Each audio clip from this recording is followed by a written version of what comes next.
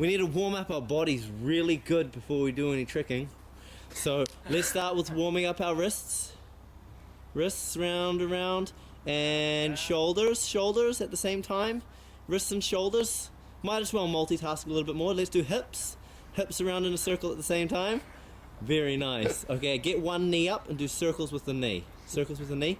Get that ankle going too. Get that ankle going. Yeah, get the hips moving. And ankle and the knee. And warm up your neck too. Warm up your neck too. That's perfect.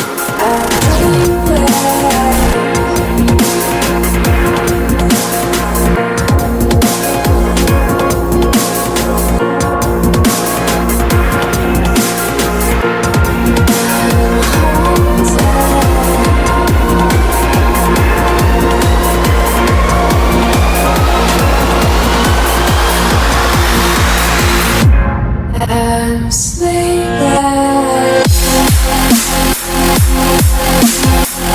You tell me